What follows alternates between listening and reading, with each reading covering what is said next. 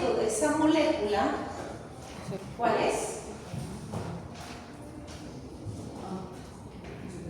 Cero. Se cancela. Cero, ¿verdad?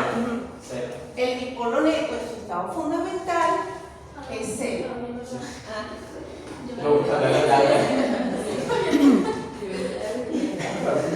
No, la molécula está aquí abajo. El dipolo neto es cero. Sin embargo, cuando ella comienza a absorber la longitud de onda vibracional, aquí o aquí, eso va a generar que se tire por un lado ese dipolo, va a generar un dipolo, porque va a tener más energía de un lado que del otro. Y al tener más energía de un lado que del otro, produce una vibración con un momento dipolar. ¿Sí? Entonces, no todo lo que tiene el momento dipolar igual a cero en su estado fundamental quiere decir que no se va a ver. No, señor. Puede ser que se absorba en el infrarrojo, si tiene la energía suficiente para absorber en el infrarrojo, esa absorción me lo va a sacar de ese equilibrio del dipolo cero y lo voy a ver en el infrarrojo. De hecho, el CO2 es uno de los cromóforos más fuertes que se ve en el infrarrojo. Y como nosotros no podemos dejar de producirlo y siempre vamos a estar en el equipo, entonces siempre va a aparecer ahí, en donde sale un pico de infrarrojo del CO2. Y si entran 2 personas, el pico aumenta. Y si entran 3, que aumenta. Él te va a chismosear cuántas personas están ahí. Exactamente. Y te lo va a chismosear clarito.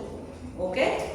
Entonces, desde el punto de vista de vibraciones que se van a producir dentro de nuestro sistema al absorber la luz infrarroja, la radiación infrarroja, esa energía absorbida va a depender del estado de los átomos, del pH en que se encuentren esos átomos, esas moléculas, va a depender de la fuerza iónica, si están en solución, si están en un sistema donde haya una fuerza iónica, y van a depender de sus átomos vecinos. Lo cual implica que depende de todo prácticamente, ¿no? Y entonces un infrarrojo te da mucha información, porque no es lo mismo un infrarrojo en donde tú tengas, por ejemplo, esto, a uno donde tú tengas esto. Él sabe la diferencia, el átomo vecino cambió, entonces esto tiene una vibración diferente al CO2, ¿sí? Entonces habrá corrimientos energéticos dependiendo de qué es lo que hay en el medio de ese sistema. Entonces, esto es lo que ocurre en los enlaces del CO2. Por ejemplo, vamos a tener vibraciones que llamamos vibraciones de oscilación, ¿verdad? En el plano, ¿sí? Vamos a tener vibraciones fuera del plano y vamos a tener vibraciones de, esto sería de estiramiento, ¿okay? Se estira y se comprime el sistema. Cuando se estira y se comprime el sistema, la longitud de onda, acuérdense que aquí estamos hablando de frecuencia, ¿verdad? Y la frecuencia, ¿cómo la relaciono con longitud de onda? Es el inverso, ¿verdad? Entonces, si yo tengo 1 sobre lambda, ¿sí? Entonces quiere decir que si la frecuencia, perdón, esto está en número de onda. El número de onda, ¿se acuerdan qué?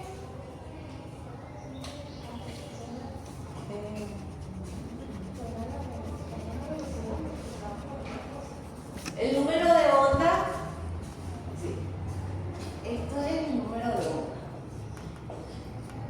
El número de onda es el inverso de la longitud de onda, y por eso es que dice centímetros a la menos 1.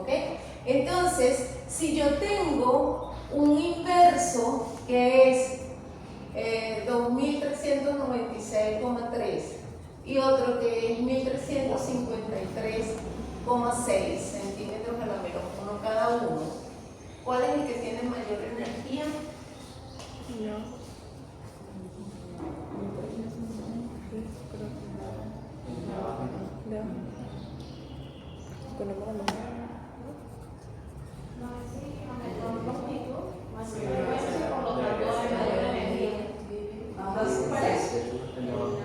Ok, muy bien.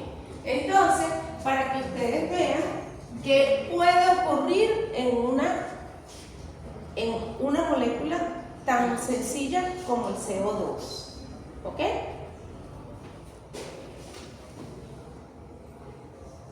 Cuando nos vamos a moléculas un poquito más complicadas, están haciendo ejercicio, cuando nos vamos a moléculas un poquito más complicadas, entonces podemos tener otras vibraciones. Entonces, como dice allí, puedo tener vibraciones de estiramiento, ¿verdad? Puedo tener vibraciones de estiramiento simétrico, que es cuando las dos vibraciones son oscilantes. Puedo tener balanceo en el plano, tijereteo en el plano, que es ser así, aleteo fuera del plano, que es ser así, y torsión fuera del plano, entonces me torzo y estoy fuera del plano. Es decir, las moléculas haciendo ejercicio. ¿Sí? Entonces, cada una de esas vibraciones que aparecen ahí son vibraciones que van a aparecer en el espejo. Entonces, interpretar un espectro de infrarrojo es algo relativamente complicado, porque comienzan a aparecer muchas cosas, y como en una molécula orgánica no hay solamente un tipo de enlace, sino que hay varios tipos de enlaces, todos esos enlaces los vas a ver en el infrarrojo. Y si además tienes una mezcla, imagínense lo complicado que puede llegar a ser un infrarrojo. ¿Qué sabemos nosotros hoy en día?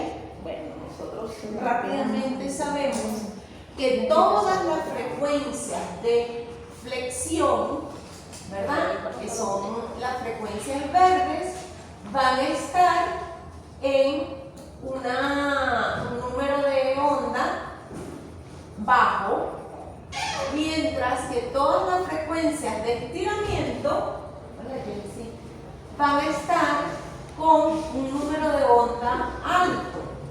¿Ok? Si el número de onda es alto, entonces la lambda es bajita. Tienes que imaginar esto. Si el número de onda es alto, el lambda es chiquitico. Y si el lambda es chiquitico, la energía es grandona.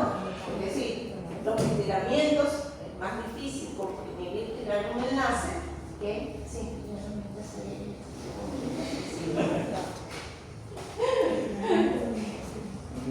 Entonces, la flexión es menos energética que el estiramiento.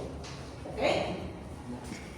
Cuando nosotros tenemos, por ejemplo, es decir, este cuadro que está aquí es una síntesis muy, muy grosa. ¿Por qué? Porque ustedes no se van a convertir en expertos en infrarrojo, ni mucho menos. Recuerden que siempre se lo digo, es decir, es para que ustedes tengan una visual de qué hace cada espectroscopía, cuáles son las limitaciones de cada espectroscopía, qué puedo medir con cada espectroscopía. ¿Sí? Y qué puedo determinar, si es cualitativa, si es cuantitativa, cuál funciona mejor, si es destructiva, si no es destructiva. Todo eso es lo que estamos buscando, pero tenemos que tener un pequeño background, ¿no? Entonces, cada vez que yo tenga enlaces fuertes, los voy a encontrar vibrando en sus frecuencias de estiramiento a altos números de onda, que son bajas longitudes de onda. Cuando estoy haciendo flexión, lo voy a encontrar a bajos números de onda que son altos números de longitud de onda. Miren aquí, si por ejemplo este sistema en su sistema simétrico es 2008, aparece un pico en 2853. Ese sistema que está ahí es un carbono sp3 porque tiene sus 4 enlaces, ¿sí? Entonces, ahí tenemos que sepultar orgánica 1 y 2, ¿sí? Porque entonces estamos hablando de dónde aparecen los sp3, dónde aparecen los sp2, dónde aparecen los sp, ¿sí? Y entonces, cada vez que yo tenga, miren por ejemplo, ustedes van a estar con sus sp2 de este lado, con dobles enlaces, pero cuando yo tengo el enlace oxígeno-hidrógeno, que es un enlace tan fuerte, porque es tan fuerte el dipolo, un oxígeno grandote, un hidrógeno chiquitico, ¿sí? Todos los electrones se van para acá. Con efectos sólicos. Entonces, yo voy a tener altas energías de estiramiento, ¿ok? Esas energías son más fuertes que las de dobles enlaces, ¿ok? Entonces, miren, mi sp3 aparece más o menos, mis sp3 van a estar en esta zona. La frecuencia simétrica va a estar más hacia esta zona. Y aquí igual vamos a tener flexiones de los mismos, de los sp2, de los sp3.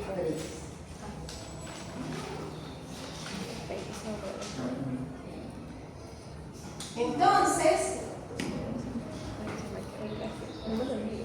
obviamente moverme asimétricamente es más difícil que moverme simétricamente, ¿sí? Y en el caso de la flexión, igual, es más difícil tener un tijereteo, ¿verdad? Que tener un aleteo, o que simple y llanamente balancearme como si fuera una silla de una mecedora, ¿sí?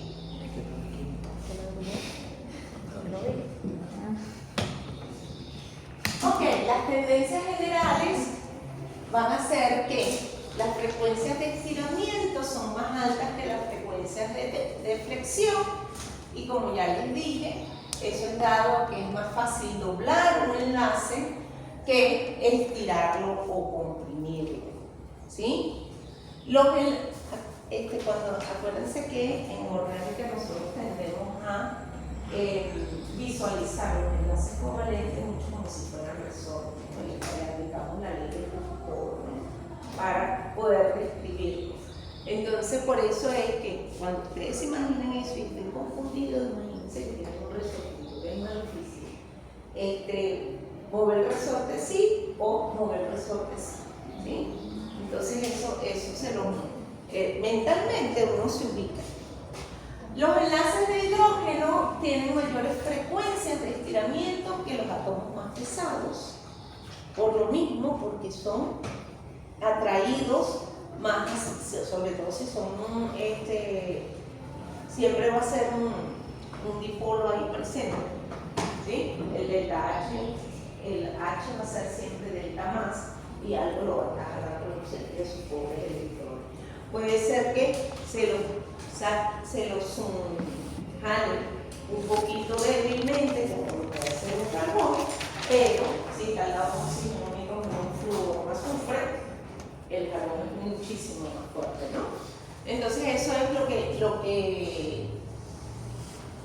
que significa esto. Aquí el enlace de los neutrones siempre mayor frecuencia de estiramiento que los átomos más pesados. Y el orden de frecuencia son que los enlaces el enlace triple va a tener una mayor frecuencia que el enlace doble que el enlace simple, ¿sí?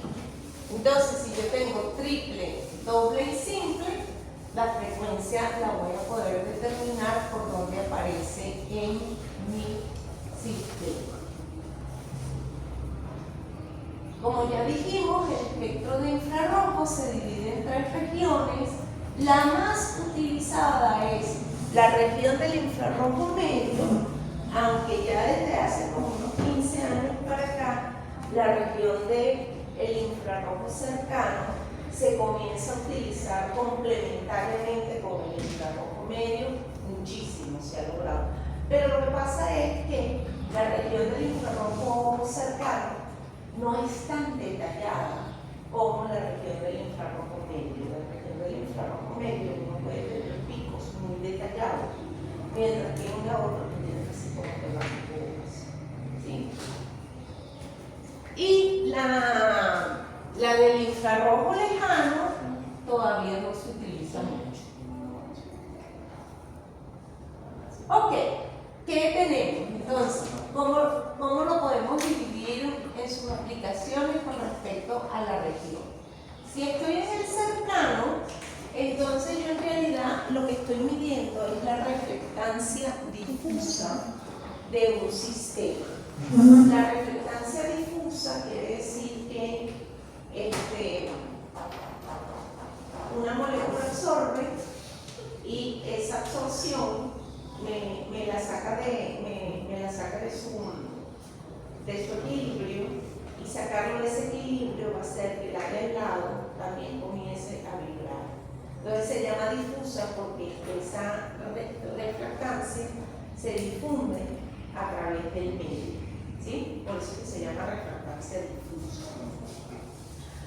Entonces, cuando nosotros estamos en el infrarrojo cercano, se puede hacer análisis cuantitativo de materiales comerciales como sólidos y líquidos.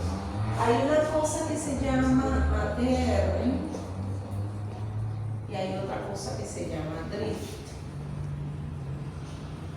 Esta funciona en el MIRS, esta funciona en el MIRS y el MIRS. ATR se llama refractancia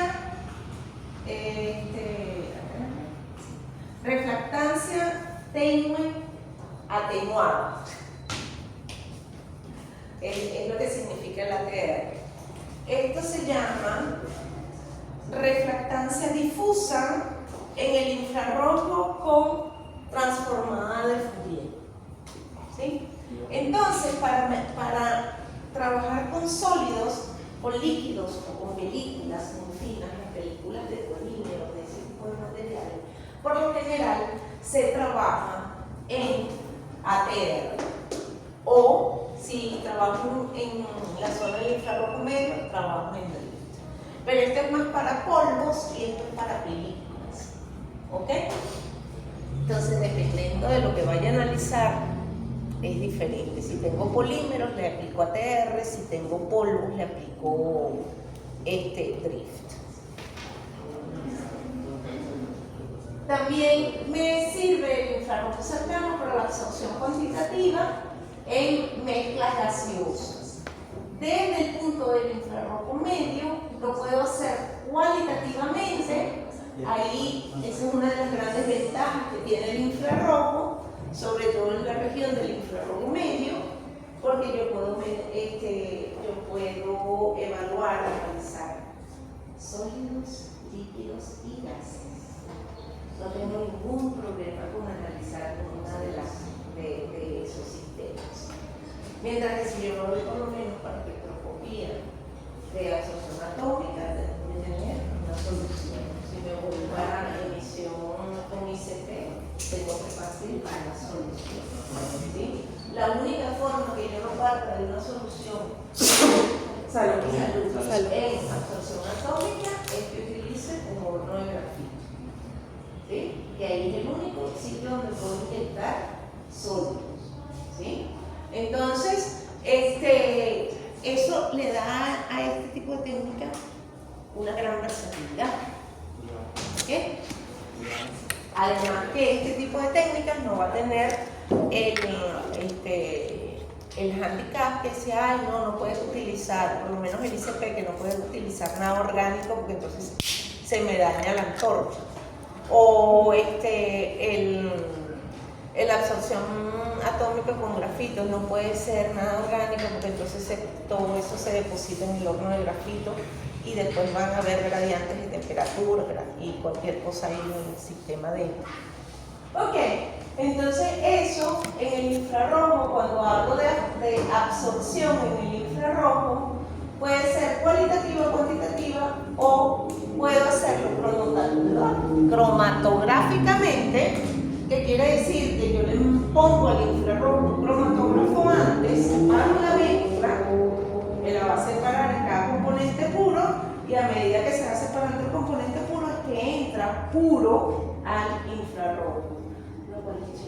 Entonces se me simplifica el espectro del infrarrojo, ¿sí? La parte cuantitativa en infrarrojo se ha desarrollado más o menos en los últimos 20 años. ¿Por qué? Porque el infrarrojo, no todos los infrarrojos cumplen con la ley de Fick. Entonces yo tengo que verificar que el cromóforo cumpla con la ley de Fick en la región donde sale, y que esa región, entonces yo tengo mis patrones para poder hacer mis curvas de calibración para poder llevar a cabo la cuantificación. Es decir, cuando en esa tabla te dice cuantificación, no es así, puedo cuantificar todo. No. ¿Sí? Solamente puedo cuantificar los cromóforos que me cumplen con la ley de Fick y lo tengo que verificar. ¿Ok? Cuando yo agarro y mido en el infrarrojo la refractancia, entonces yo me estoy yendo a lo que es drift, si estoy en el infrarrojo medio. La refractancia puede ser cualitativa, pero de nuevo también se hace hoy en día análisis cuantitativo con refractancia difusa. ¿Ok? Y hay también un infrarrojo de emisión, pero eso es ya para muestras atmosféricas. ¿Ok? Entonces aquí, en este infrarrojo, no estoy hablando de absorción, sino que estoy hablando de emisión. Eso no es nada común, es solamente para las muestras atmosféricas. Cuando nosotros hablamos de espectroscopía de infrarrojo, por lo general, casi que el 99% de las veces estamos hablando de espectroscopía de absorción y de absorción molecular. ¿Ok? En el lejano, absorción solamente cualitativa y para especies inorgánicas puras o organometálicos. Pero, como les dije, hay muchos organometálicos que también aparecen aquí en el medio y muchos inorgánicos que definitivamente aparecen en el medio. Entonces, mi espectroscopía de absorción en el infrarrojo, primero que todo, si las muestras son sólidas, yo tengo que tener por lo menos entre 50 y 200 miligramos de mi muestra sólida. Puedo tener, si es análisis cualitativo, puedo llegar y el cromóforo es bien fuerte, puedo llegar hasta 10 microgramos. ¿Ok? Y en el caso de líquidos o gases, necesito tener un mínimo 50 microlitros de solución, o en fase gaseosa que ese gas tenga por lo menos unos 50 ppb de concentración. ¿Sí? Es decir, que si yo voy a... El oxígeno no se ve, ningún gas diatómico se ve en el infrarrojo, porque no hay forma de que tú a ese gas diatómico le crees un dipolo, ¿sí? Ni siquiera momentáneo. Entonces, como es imposible crear el dipolo, entonces no hay forma de que se genere un infrarrojo de ningún gas diatómico. Y los gas monoatómicos obviamente no van a tener, porque no tienen enlace, ¿sí?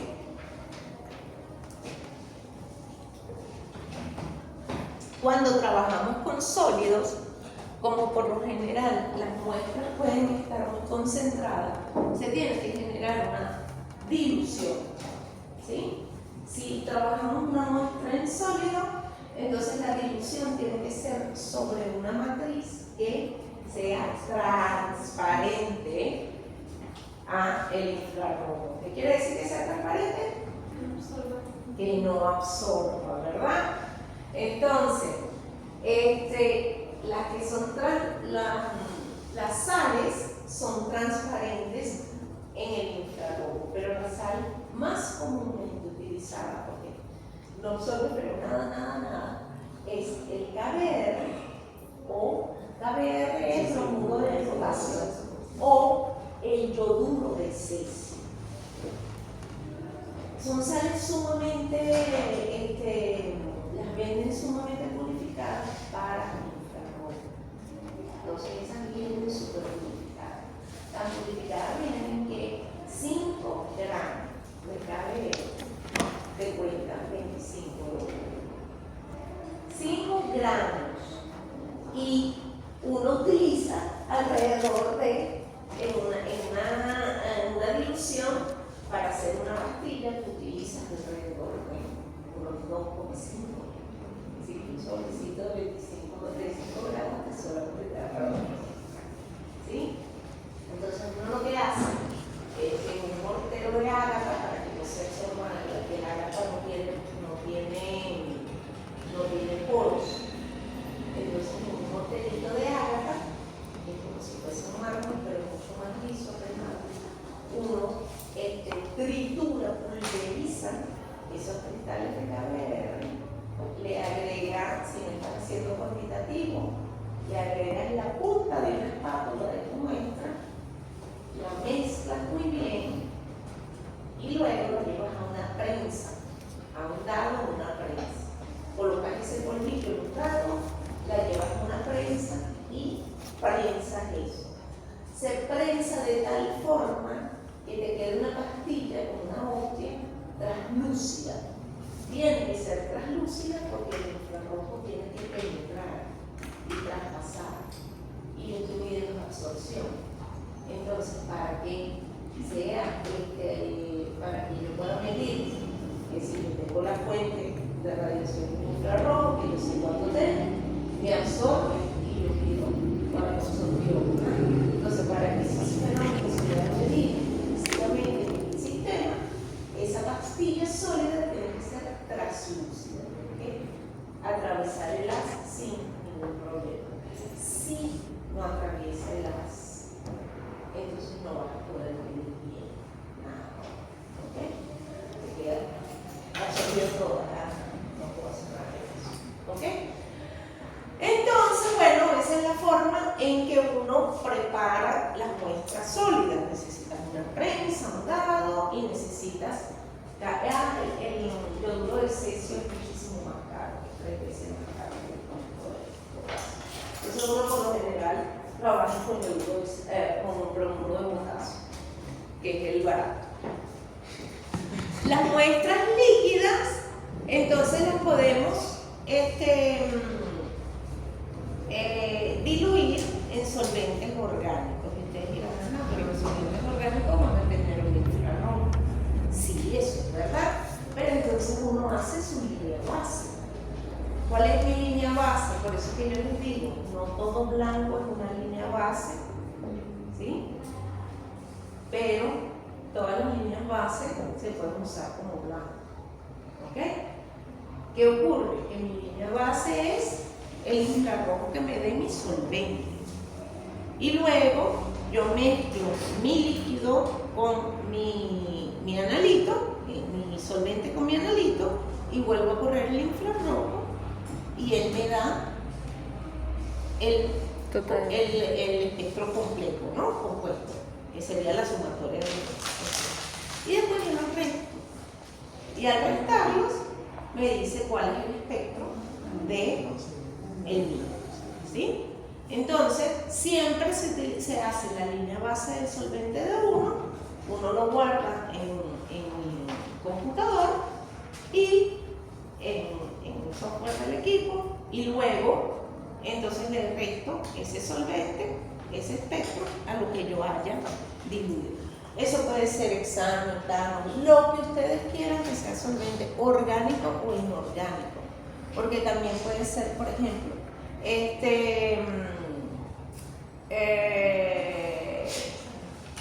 cloroformo. El cloroformo no es orgánico. El cloroformo es un compuesto covalente inorgánico. ¿Sí? El tetracloruro de carbono es inorgánico. El cloroformo es orgánico, pero el tetracloruro no. ¿Sí?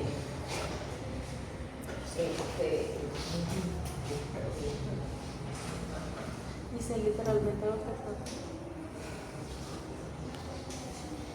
Este es el cloroformo y el tetracloruro no tiene hidrógeno, carbono e hidrógeno, por eso no es orgánico. ¿Ok? Pero es un solvente que yo puedo utilizar siempre y cuando mi materia orgánica se disuelva aquí. Ok, obviamente los líquidos tienen que ser translúcidos, no deberían tener ningún tipo de suspensión en el sistema. Porque independientemente de que yo mida o no las partículas suspendidas, esas me van a generar reflexión y me van a generar refracción y me van a generar dispersión. Entonces me van a interferir en mi infrarrojo, no puedo tener partículas suspendidas en esa solución. Y hay un no, en infrarrojo no puede haber agua presente. Nada que sea acuoso lo puedo yo utilizar en el infrarrojo. Y no lo puedo utilizar en el infrarrojo porque los enlaces hidrógeno-oxígeno son pero tan fuertes en el infrarrojo que lo que me aparece es una barrigota inmensa que me cubre casi que la mitad de la región entre 4000 y 2400. Entonces se ven unas barrigotas y después no puedo ver absolutamente nada. Entonces en el infrarrojo nunca se mete agua. ¿Por qué? Porque no voy a matar toda una región del infrarrojo que es sumamente importante, que es la región en donde ocurren las vibraciones de estiramiento. ¿Ok? Las muestras y los solventes a utilizar para el análisis deben estar lo más seco posible, es decir, libres de agua. ¿Ok? Entonces, esto que está aquí es un ejemplo de un infrarrojo. Este infrarrojo que vemos aquí, estamos midiendo, si vemos aquí, tenemos un alcohol de 1, 2, 3, 4, 5, un pentatol, ¿no? Ese es un pentatol. Tengo la tensión más alta, ¿verdad? Las longitudes de onda están aquí. Aquí están por número de onda. La tensión más alta la tengo en el OH del alcohol. Es decir, el infrarrojo no tiene ningún problema en ver el enlace OH. El problema es en ver agua. ¿Okay? Si ese alcohol estuviese húmedo, la barriga que se generaría comenzaría por aquí. la mitad, 59. Aquí hay una barrigota y terminaría por aquí.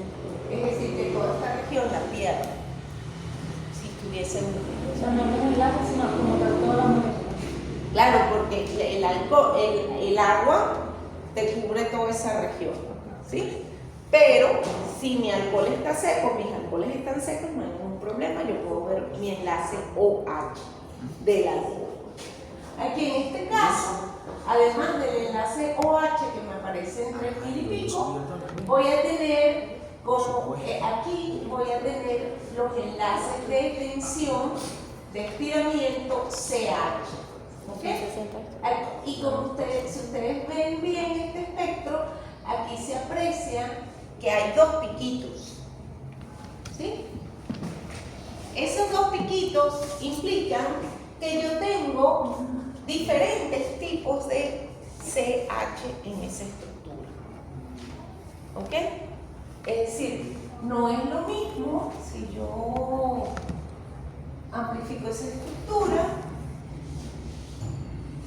CH3, CH3,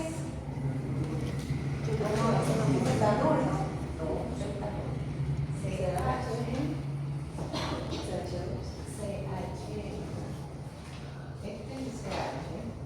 este es el CH2. Creo que de ese están conectados. Aquí está conectado el OH o el PB, no importa, y después el CH3, ¿verdad? 1, 2, 3, 4. Ajá, entonces es un 2 pentanol. Metil 2 pentanol, ¿no? 1 metil, 2 pentanol. Entonces, 1, 2, 3. Sí, ¿no? 3, 1, 2. Ajá. Entonces, 1, 2, 3. 2 pentanol, 3 metil. ¿Sí? 1, 2, 3, 4. Dimetil, es un dimetil, ¿no? No, un metil y este está así. 1, 2, ajá. 1, 2, 3, 4. Entonces, 1 metil. Debería ser entonces. Este es La un 2 vol. sí.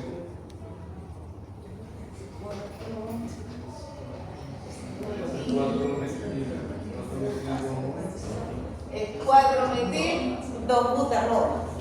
¿Sí? Ajá. Entonces, este CH, aquí hay un grupo de CH que son todos iguales, de SP3 sin OH, sin el OH, que son todos iguales. Y aquí hay un SP3 que es diferente a este, ¿sí? En su entorno, ¿verdad? Entonces, en este pico que se ve aquí, ustedes ven aquí un pico más profundo, que son los que corresponden al que tiene el OH, que es el que va a tener la energía más fuerte, y este piquito que está aquí corresponde a todos los CH3 que están en el sistema. No logro ver este que está aquí. La flexión entonces comienza aquí. De nuevo, este pico fuerte aquí tiene. Voy a bajar la pantalla. Para la pantalla. Voy a bajar es que uno a veces, de hecho, hay veces que uno está tanto con el celular que cuando pasa para la laptop. A mí me ha pasado 40.000 veces. Y yo, coño, la idea ok, entonces, esta flexión que yo tengo aquí, el pico más fuerte, que estamos acá, es el del. Tengo una barriguita menos fuerte, ¿verdad? Y además tengo este aquí, es decir, que tengo el OH, tengo aquí, tengo el CH2, la flexión del CH2, y aquí tengo la flexión del CH3. Esta es más energética porque esta flexión es más difícil que estas que están en terminal. ¿Ok? Entonces es un poquito más energética. Y toda esta zona que está aquí es lo que llamamos el sobretono. Esta zona no es que no sea importante, pero se genera a partir de lo que está aquí. Es decir, es como un reflejo de lo que está en la zona de estiramiento. Depende de la zona de estiramiento. ¿Ok? Entonces, hoy en día, chévere que las bases de datos me tienen todo eso metido en la computadora, ¿verdad? Vienes con tu paquete, o vienes con su paquete de biblioteca, de base de datos, tú sacas el infrarrojo y le dices búscamelo y listo. Antes no, antes este tamaño, y tú buscabas página por página, las páginas eran traducidas de lo de la electrónica, y buscabas página por página hasta que encontrabas quién coincidía con tu nombre.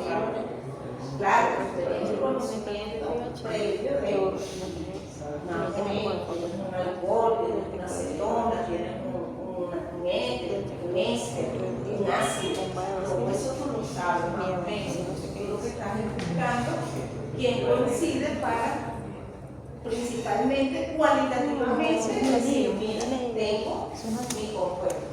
¿Sí?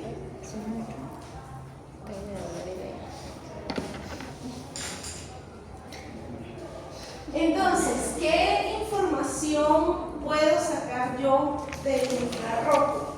Bueno, en realidad, el número de bandas puede utilizarse para decidir la simetría de una molécula, ¿verdad? ¿Por qué? Porque si es muy asimétrico, yo voy a tener muchas bandas. Entonces, eso es un indicativo de presencia de simetría o no. La simetría de una, ahí lo dice, la simetría de una molécula determina el número de bandas esperadas. La tarea de asignación se complica por la presencia de bandas de baja intensidad y la presencia de bandas de sobretono y combinaciones prohibidas.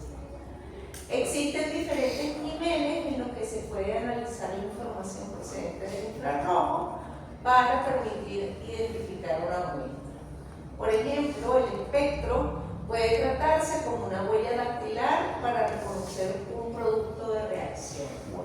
Entonces, si, bueno, no sé quién es, pero de todas maneras yo me da este espectro. Entonces tú verificas que cada vez que sale un espectro tienes que ser un compuesto que sale de una reacción dada. ¿Sí?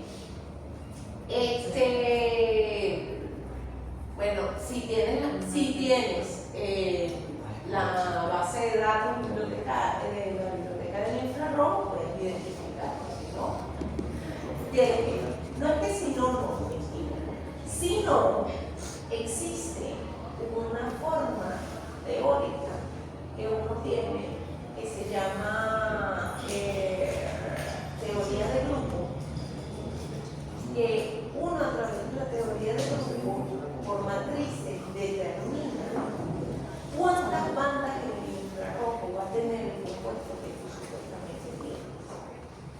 Y te va a decir cuántas bandas van a salir en cada región. Entonces tú puedes construir el infrarrojo, verificar que el infrarrojo que tú tienes tenga las bandas que teóricamente debe tener.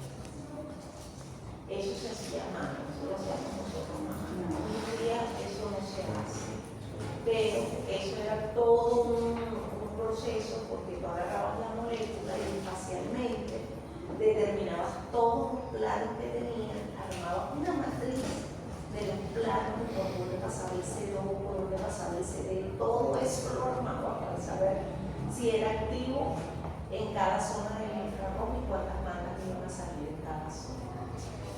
Ya hoy en día todo eso se hace computacionalmente. ¿Okay? Entonces, la otra forma es que las diferentes bandas observadas pueden utilizarse para deducir la simetría, que lo vimos arriba, y puede utilizarse para definir las constantes de las fuerzas correspondientes vibracionales. Y también se puede extraer deducciones sobre la presencia o ausencia del grupo funcional. Es decir, que si, por ejemplo, yo estoy tratando de sintetizar ese alcohol, el 4-metil-2-butanol.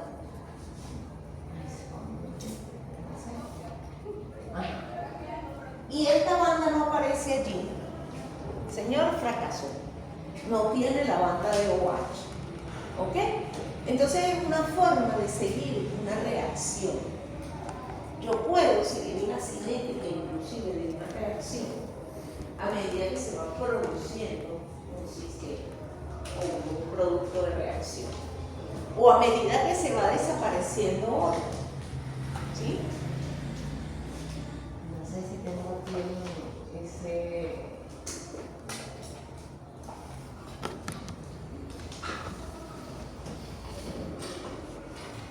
Aquí. identifico los grupos funcionales, ustedes pueden ver. Siempre un metil simétrico va a aparecer en esa número de onda, 2872. Puede ser que se te corra un poquito. Pónganse ustedes que no es metil completo, sino que sea un clormetilo, es decir, que ustedes tengan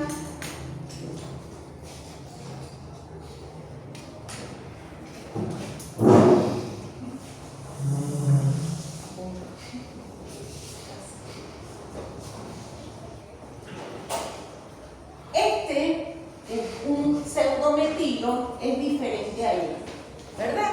Entonces, este va a tener un corrimiento menos energético que va a correrse un poquito más hacia los 3000, ¿sí? Porque este tiene un cloro aquí que me está perturbando todo este sistema. Entonces, yo voy a poder diferenciar eso. Esos corrimientos me permiten diferenciar, bueno, tiene un metil simétrico completamente o tiene un metil asimétrico, ¿ok? Un anhídrido, y de igual manera, cuando tenemos anhídridos, entonces tenemos la frecuencia simétrica y la frecuencia asimétrica. Yo espero de todas estas especies tener las dos cosas, porque si se mueve simétricamente se debería poder mover asimétricamente, a menos que tuviese un triple enlace que lo tiene fijo y no lo permite mover asimétricamente. Igual con los aminos. Entonces, yo cada vez que tenga un grupo metil, necesito estas dos bandas. Cada vez que tenga un grupo anhidro, necesito estas dos bandas. Cada vez que tenga un amino, estas dos. Cada vez que tenga un nitro, estas dos. Y así sucesivamente con muchos grupos funcionales. Que llega un momento que uno se los aprende de memoria. Si tengo mi metilo, si tengo mi nitro. ¿Sí? Y si no, anteriormente existían las tablas. Hoy en día todas esas tablas están en base de datos. ¿Ok? Aquí les dice inclusive, mira, vas a esperar que este pico sea un pico fuerte y que además el sobretono, que es la flexión, porque la región es de flexión, también va a ser fuerte. ¿Sí? Vas a esperar que el alcohol tenga picos variables, a veces anchas, dependiendo si es un alcohol primario, secundario, o si es un OH, perdón, no es un alcohol, un OH, o si es un OH que viene de un ácido carboxílico unidos por puentes de hidrógeno, o si es monomérico. Entonces, puedes ver, puedes identificar a ese nivel de estructura, porque las bandas se cortan. ¿Ok? Entonces, eso lo hace una técnica sumamente versátil. ¿Cuáles son las limitaciones? Bueno, una de las limitaciones que dijimos es indispensable que se produzca el dipolo en el sistema. Si no se produce el dipolo, no voy a ver los infrarrojos. Las moléculas deben tener por lo menos un modo vibracional. Si no tienen modo vibracional, no lo voy a ver. Por ejemplo, las especies homonucleares no sufren cambios en el momento de nuclear. ¿Qué es una especie homonuclear? Eso no lo voy a ver. El H2 no lo voy a ver. ¿Sí? Es un homonuclear, igual. No cumple frecuentemente con la ley de Beer, por tanto, es una técnica semi-cuantitativa. ¿Sí? Cuando se dice semi-cuantitativa es que voy a poder establecer la ley de Beer de repente en un cromóforo, pero no en los demás cromóforos de la molécula. ¿Ok? La identificación de diversos compuestos no es posible debido a la complejidad del espectro. Es decir, que cuando tengo mezclas es más difícil poder identificar un sistema por infrarrojo. Porque imagínense ese infrarrojo del alcohol que vimos, si a eso lo mezcla con un poquito de éter. Entonces, no sabes cuál es la banda que corresponde al éter, lo que sabes es que hay éter y hay alcohol, pero también se pueden superponer. Y entonces después no sabes cuál es cuál, o hasta dónde está la superposición de esas bandas, ¿sí? Se acompleja muchísimo, se acompleja muchísimo. No por ello quiere decir que nosotros no podemos meter mezclas aquí. Por ejemplo, o sistemas tan complejos como una estructura de un ácido úmico. Los ácidos úmicos son estructuras gigantescas que pueden tener pesos moleculares de 180 gramos, 1000 gramos, son cosas gigantes, ¿sí? Los ácidos úmicos y los úmicos son los que son responsables por la fertilidad de los suelos. Ácidos úmicos y ácidos fúlvicos, ¿sí? Pero esos ácidos úmicos y ácidos fúlvicos tienen cualquier cantidad de especies y están a su alrededor. Es igual que los asfaltenos. Los asfaltenos son macromoléculas, ¿sí? Inmensas, que sus pesos moleculares pueden ser 2000 gramos. Una asfalteno, ¿sí? Puede tener un peso molecular de 2000 gramos. Esos asfaltenos entonces tienen azufre, tienen oxígeno, tienen carboxílicos, tienen cualquier cantidad de grupos funcionales en el sistema.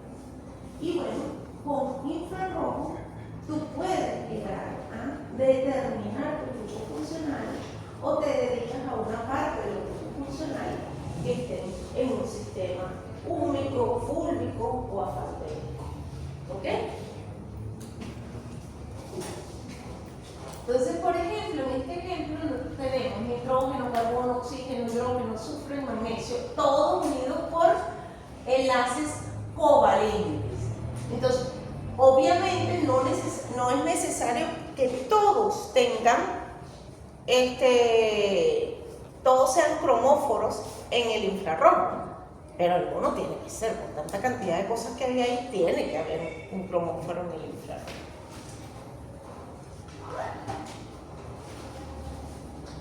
Entonces uno lo que hace, es un infrarrojo de un tolueno. Imagínense ustedes, algo tan sencillo como un tolueno, y miren cómo es el infrarrojo. Todo lo que sea aromático aparece por encima de 3000. ¿Ok?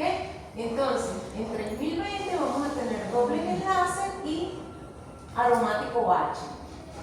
Alargamiento asimétrico lo vamos a tener cerquita donde aparece el SP2. Obviamente el tolueno tiene aquí un el SP3. Tiene un SP3 aquí. Alargamiento simétrico 2800 que pertenece al CH3. Entonces aquí tenemos nuestro garabato. Este compuesto, este tolueno, ya a infrarrojo se le restó el CO2 que produjo el técnico o el que estaba haciendo el infrarrojo. Tenemos los alargamientos de los anillos. Entonces cada vez que ustedes vean un pico finito en 1600, eso es muy aromático y eso ya está definido. 1600 aromático, ¿sí? Entonces puede ser que yo me confunda en la asignación aquí, pero si tengo aquí esto y además tengo el pico de 1600, tengo aromático. Entonces es una forma muy fácil de definir. En este caso en particular tenemos un ejemplo de la hidrogenación del CO2 absorbido sobre un catalizador. Entonces tú vas midiendo cómo cambia la frecuencia del CO2 a medida que se va absorbiendo. Entonces, y además, ya tú tienes el CO2 absorbido. Ok, ahora vas a hidrogenar el CO2 para formar algún alcohol o un éter, o meter hidrógeno a ese carbón del medio y romperlo en dobles enlaces O, CO, ¿sí? Entonces tú puedes ir siguiendo la reacción. Entonces ustedes dirán, ¿ahí tú ves algo? Sí, ahí se ve diferencia. Mira, aquí todas estas son hechas a diferentes temperaturas. La absorción del CO2 a 308 Kelvin es el número A, que es la más definida, ¿verdad? Y después todo eso va variando a medida que se va desapareciendo el CO2. Y ven, ya aquí ustedes no ven nada de lo que había originalmente, se desapareció completamente el CO2, quiere decir que se transformó, ya no lo tengo más en ese catalizador. Entonces es una forma de seguir las reacciones. ¿Okay? Yo por lo menos cuando comencé a trabajar mi tesis de doctoral, tenía que armar, tenía que sintetizar nanopartículas de no había en aquel momento la forma de sintetizar las nanopartículas de mortero era demasiado especializada.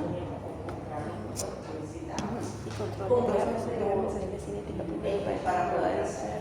Entonces, yo tengo una bibliografía de 1954 que era topaba la cerámica con molibdeno y partían de un compuesto organometálico que era hexacarbonilo. El hexacarbonilo de molibdeno es precioso en el infrarrojo porque el señor es un organometálico. Acuérdense que los organometálicos lo que necesitan es metal carbono, no es como los orgánicos que necesitan carbono, sí, hidrógeno. ¿Ok? Entonces, son 6 carbonilos. Ese señor casi que lo soplas y él sublima. Sí, pero la temperatura de descomposición está muy alta a la de sublimación. Entonces yo lo que me hice El sábado estaba en Cerro Verde y estaba comiendo allá y se Solís, la doña estaba ahí. Yo, y no fui rico, porque fue bueno, estaba comiendo, estaba comiendo. ¿Cómo lo seguía? Y luego ¿Por qué? Porque yo partía de fui a comer a mi conocida y después también ahí en mi Yoko. Tenía un infrarrojo, un cero bellísimo. Pero, a medida de la reacción, se iba desapareciendo. Hasta que llegaba a una línea plana en donde ya no quedaba cero. Quiere decir que ya me había consumido todo el carbonilo y que ese carbonilo no estaba ahí presente en mi sistema y todo lo que tenía era metálico. Entonces era una forma de seguir una descomposición térmica que era para el producto. Entonces por eso es que les traigo a colación este tipo de ejemplo, porque es muy importante, porque es muy barato. Entonces si yo puedo simple y llanamente preparar una muestra con un poquito de carrera, en menos de 3 segundos se coge en un minuto ya te pones el infrarrojo y representarlo menos que la absorción de un UV. Un mente absorbe y listo, ya te dio el infrarrojo. ¿Sí? Entonces es muy barato seguirlo así de esa forma. Es una técnica muy versátil por eso.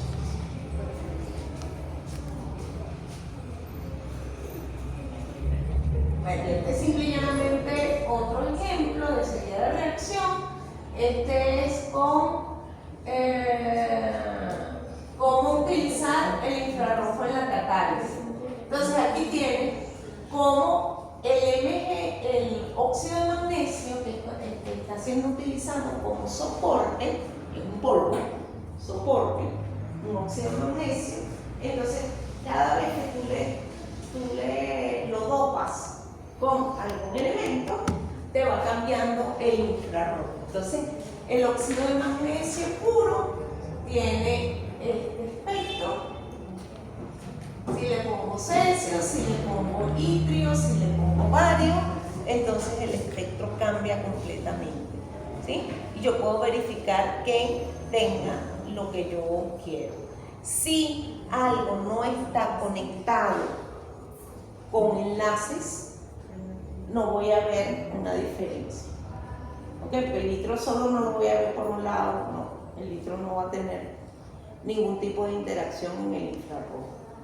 Pero el óxido de magnesio, que es un compuesto inorgánico, pero con enlaces covalentes, sí, cuando interacciona con otro metal, entonces la fuerza del enlace magnesio-oxígeno se va a ver afectada. Y por eso es que tú revelas un corrimiento en el infrarrojo. ¿Sí? Entonces, es eso lo que nos permite el infrarrojo. Nos permite ver qué tipo de interacción ha sucedido antes y después de una reacción sin ningún problema.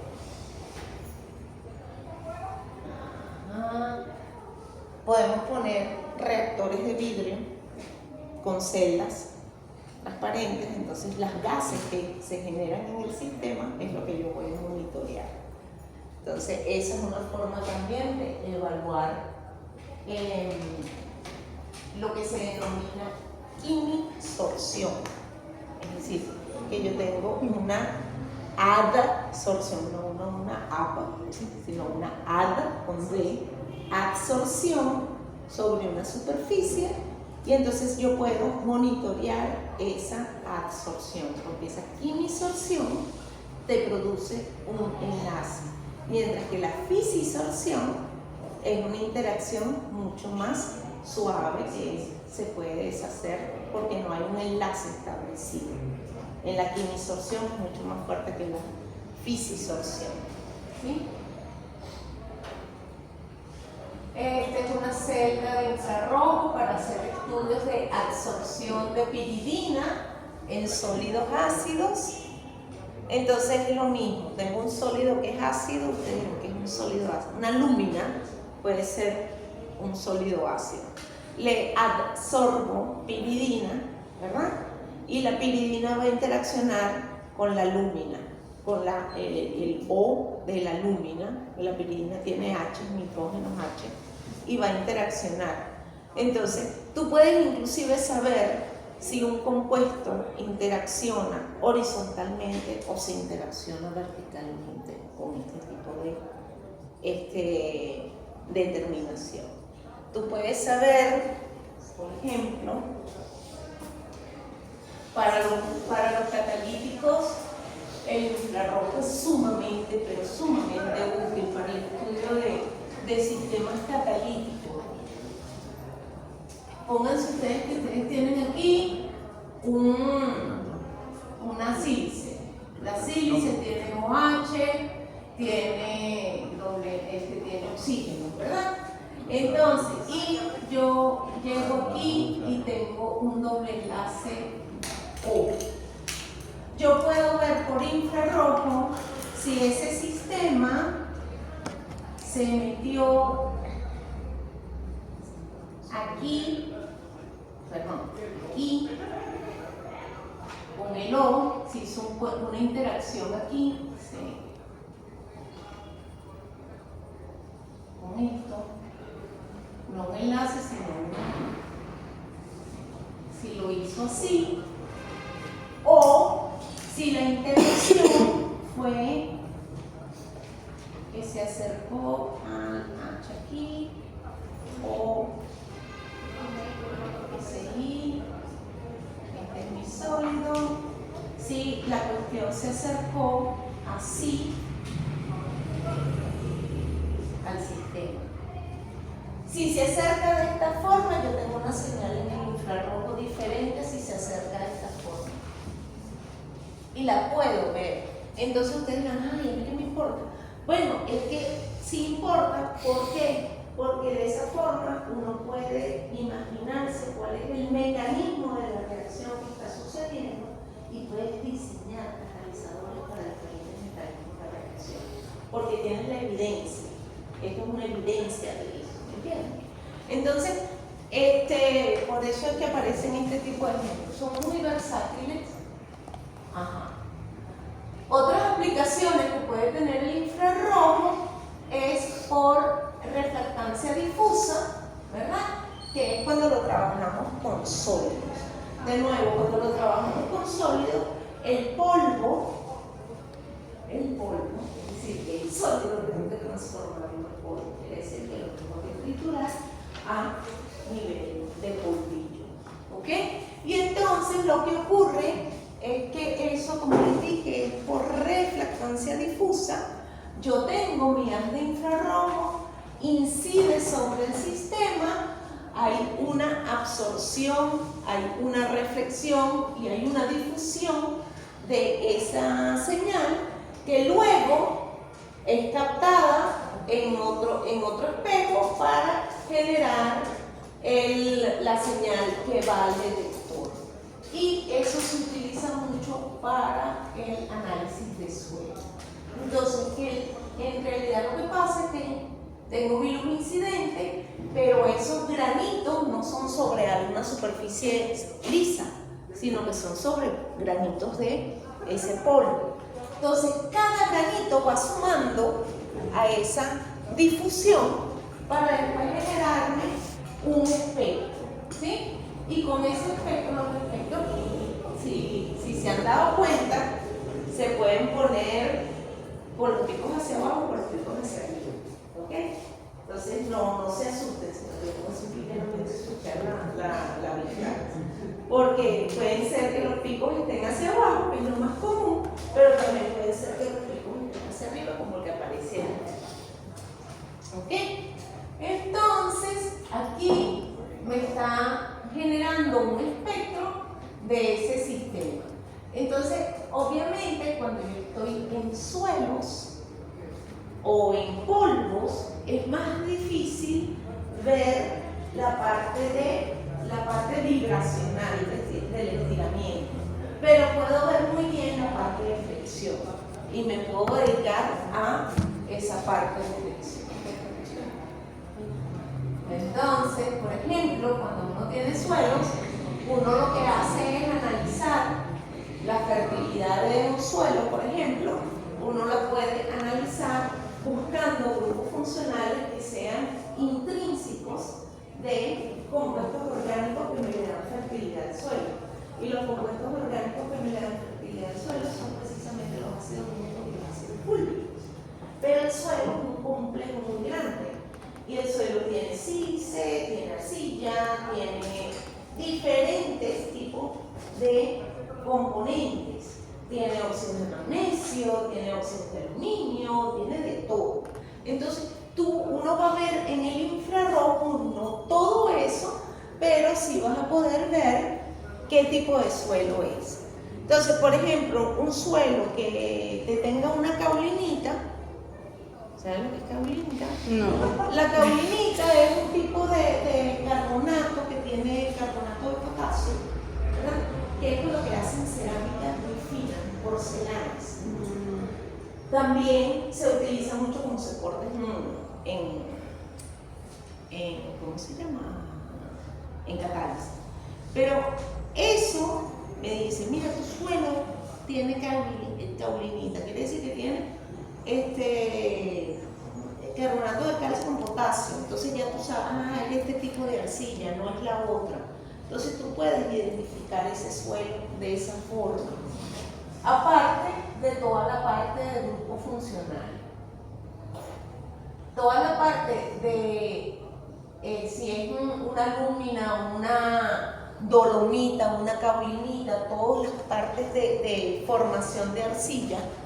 Las arcillas son toda una química diferente en el mundo. Entonces las bichas, si están empaquetadas uno encima del otro o si están movidas, se llaman de otra forma. Eso aparece en infrarrojo. Tiene una señal específica, ¿sí? Entonces te permite decir, mira, es esto, no es esto. Ahí a mí de repente me da profesora ya de ciencia, me digo, mira, coño, cóbrame estos infrarrojos de una arcilla que tengo. Yo le dije, ¿tienes caulinita? Y me dice, no, eso es imposible. El infrarrojo. Eso lo que tienen que crear como antes de.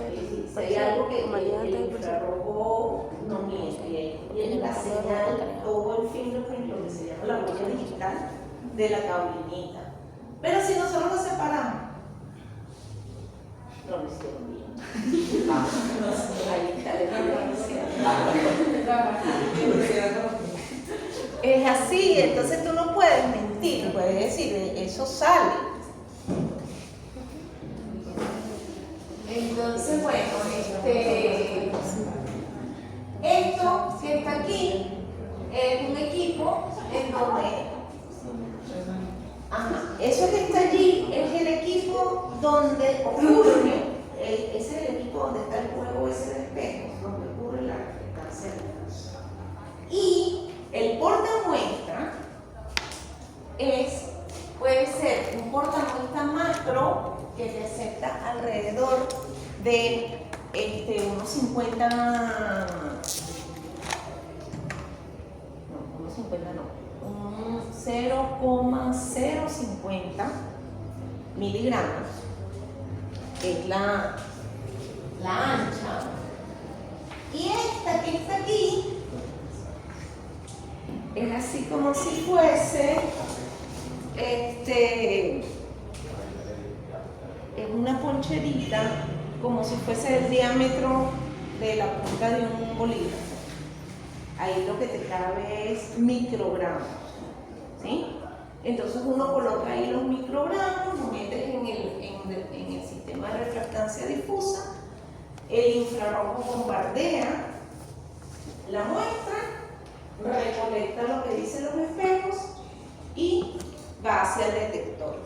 Entonces puedes determinar, todo esto sería la zona de la parte orgánica del sistema. Estos 3000 aquí, mientras más picos yo tenga aquí, ustedes dirán, eso es un pico, ¿no? ¿Está soñando? No, esos son picos que uno está viendo allí. Entonces esa es la parte orgánica, pero es que la parte de la matriz en un suelo es inorgánica. Entonces esa es la parte más grande que se tiene, que es esta parte, la que te determina qué tipo de suelo tiene. Ok. ¿Ya ves? 1047. 1037. Ok. Entonces, ¿estamos bien aquí? ¿Tienen alguna pregunta sobre infrarrojo? Demasiada información. Sí.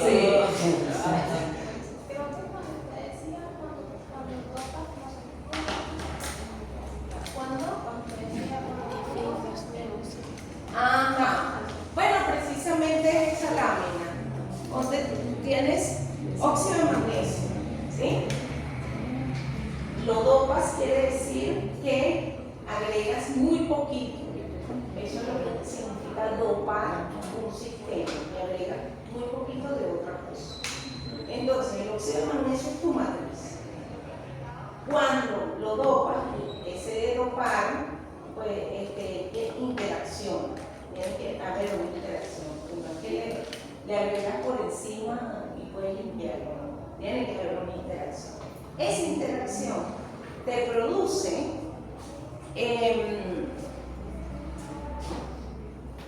debilitamiento o fortalecimiento, por lo menos en este caso. Esta interacción yo no sé de qué tipo es, ¿no? Vamos a ver con el litio, pero hay una interacción.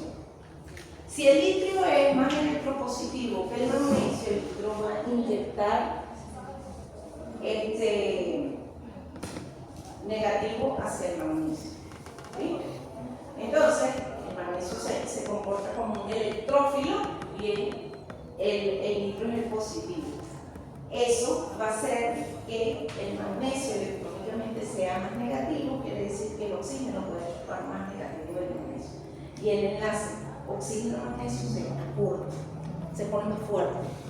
Al ponerse más fuerte, las vibraciones del oxígeno-magnesio, los estiramientos, van a ser más energéticos. Y tú lo vas a ver en el sistema, ¿sí? Entonces, por ejemplo, aquí, mira, el desplazamiento.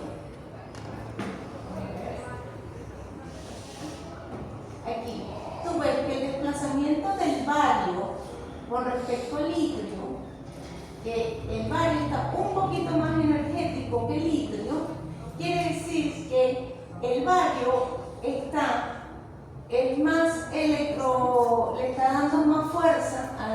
magnesio para que se acorte este enlace oxígeno-magnesio con respecto al litio. Y con respecto al cesio, no, es todo lo contrario, el cesio funciona del otro lado, ¿sí?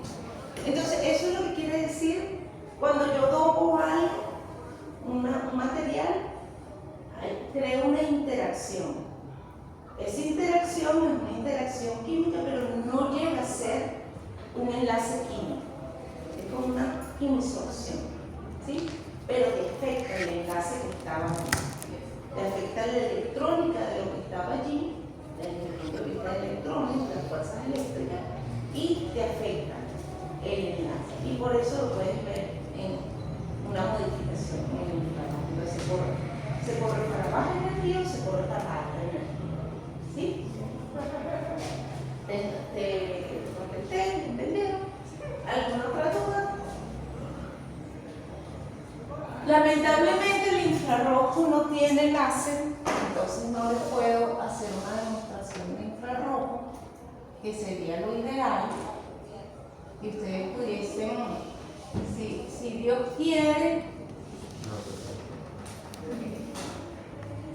quiere, todavía no me han traído el bendito láser que pagamos en diciembre, si Dios quiere, espero que ya a finales del mes pueda tener ese láser, y si lo tengo listo, entonces podemos ir por el de poquito en poquito para ver cómo funciona, para que ustedes aprecien cómo funciona. Ok, ¿se acuerdan que ya van que no hemos terminado? ¿Se acuerdan que la vez pasada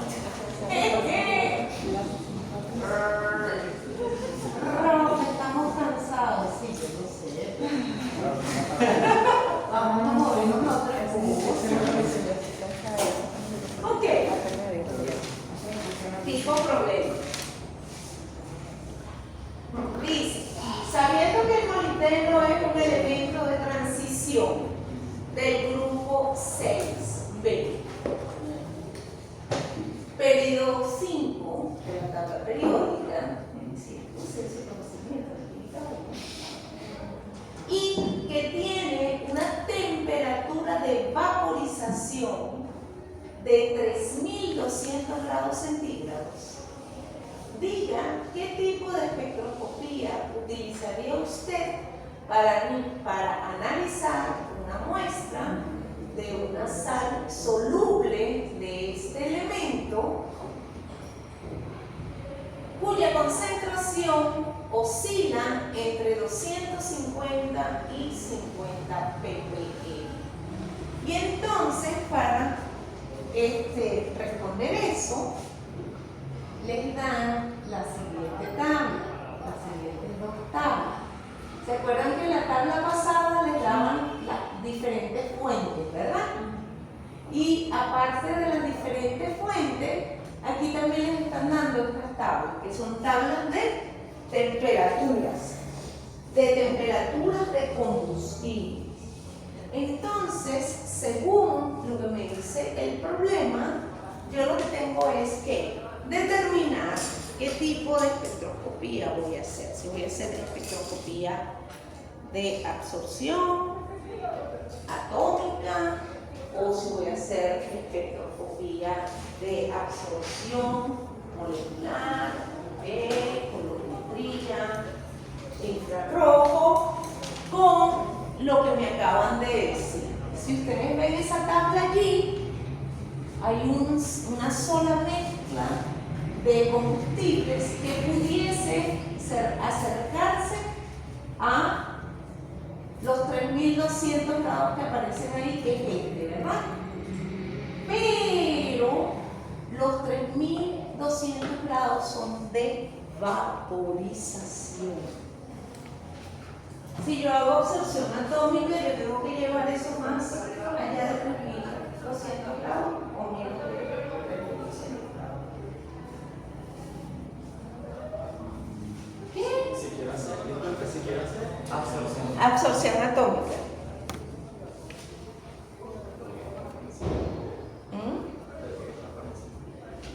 ¿Por qué, Steve? Porque, o sea, se supone que quiero citar la palabra, ¿no? Citar Y bueno, si no consigo ni siquiera vaporizarlo, no voy a... ¿Sí?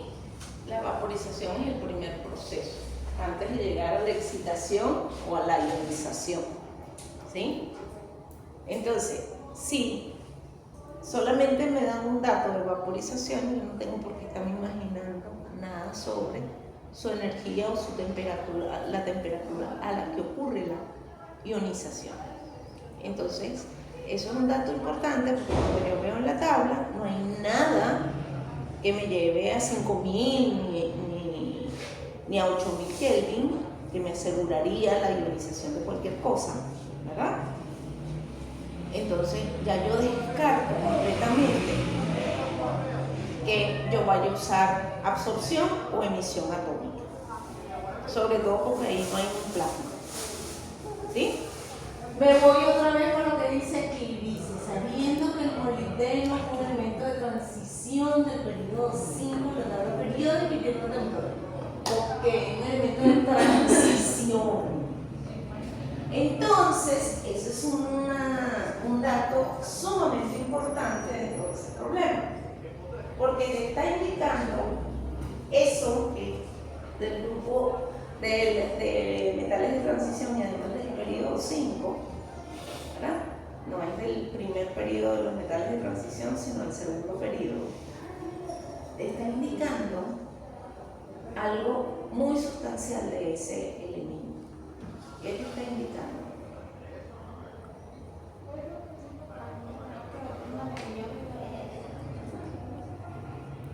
Ajá, pero aquí te están diciendo cuantitativo. Entonces, con infrarrojo, a menos que me digan específicamente en la región de tal cromóforo, yo voy a cuantificar tanto infrarrojos cualitativos. ¿Qué otra espectroscopía podrían imaginarían ustedes que pueden usar? Con esa información que además ustedes saben de química 1, ¿qué significa? Enseguida de masa. Porque para masa necesitas la ionización. Ah, ¿verdad? cierto.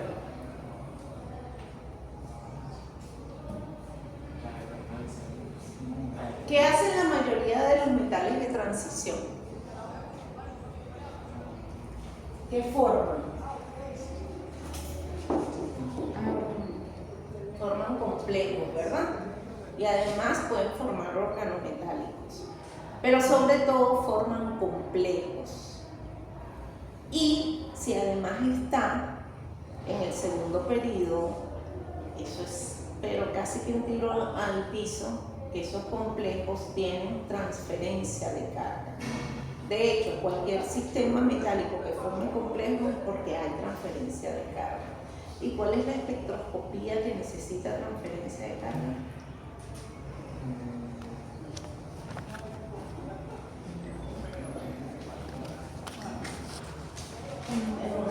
Ustedes ven en el laboratorio, UV, ¿verdad? Es UV. Esa es la condición fundamental del UV, que necesita que ocurra una transferencia de carga para poderse ver en el sistema. ¿Qué es una transferencia de carga? Que yo pase de un orbital pi a un orbital pi estrellado, que yo pase de un orbital sigma a un orbital sigma estrellado, el estrellado es el excitado. Que yo pase de un orbital pi a un sigma, de un sigma a un pi estrellado, eso es lo que significa transferencia de carga. Y lo que se llama también, que por lo general va con la transferencia de carga, también puede haber retrodonación, ¿sí? Que es que se devuelve la carga para el metal o para el átomo central. Entonces, con lo que dice ese enunciado, ustedes tienen, y con las tablas, que en una parte aparece un plasma ni nada por el estilo, ustedes tenían que, con el conocimiento que tienen hasta ahora, tenían que llegar a la conclusión de que iban a hacer eso por UV.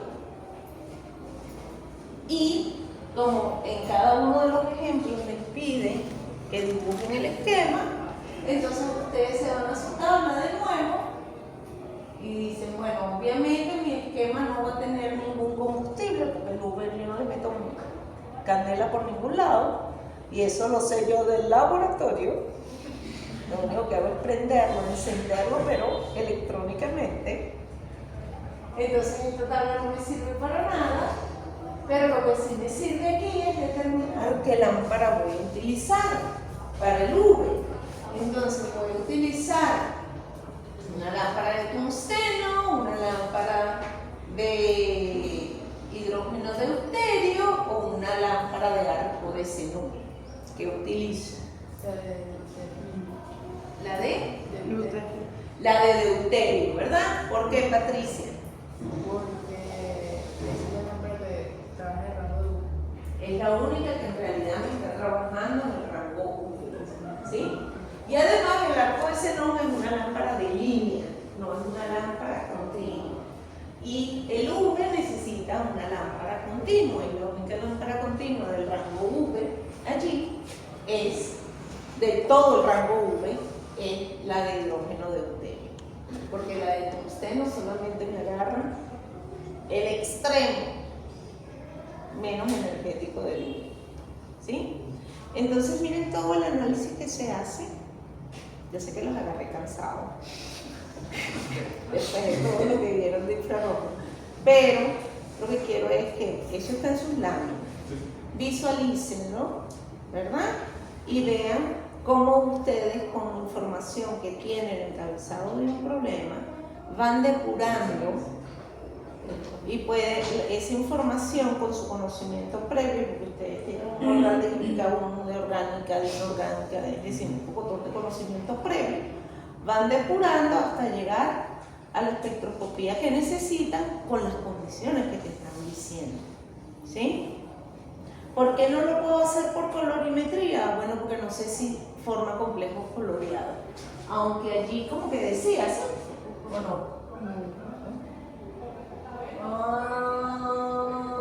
no decía nada. Entonces yo no puedo suponer que forma complejos coloreados. Pero por ser un metal de transición, por pertenecer al periodo 5, sí sé que eso tiene que ser complejos con transferencia electrónica. Eso es conocimiento previo, ¿sí? Entonces es para que lo analicen. Le comentaba a Giselle cuando llegó que esa lámina que estaba anotada previamente, yo la corregí este fin de semana. Entonces, el niño la que bajar, si quiero bajar, yo lo voy a bajar porque tengo nueva información. Es decir, le quité busqué el costo de los hornos de grafito, que son $300 hoy en día por hornito, y te da para entre 200 y 250 ciclos. Entonces la broma decía que te da más o menos entre 10 días de uso. Cada horno es grafito. Miércoles. Sí, imagínate tú. Es decir, que es caro. Pues. Sí. ¿Qué otra cosa? Y le puse una lámina también, que es así como una lámina de resumen de los diferentes tipos de tándem que hay con la espectroscopía de masa. ¿Cuál es el principio? ¿Cuál es la aplicación? ¿Cuál es el límite de detección? Muchas cucharitas, así para que no se les derrame la comida. ¿Sí? Vale, pues, ya no lo puedo tomar.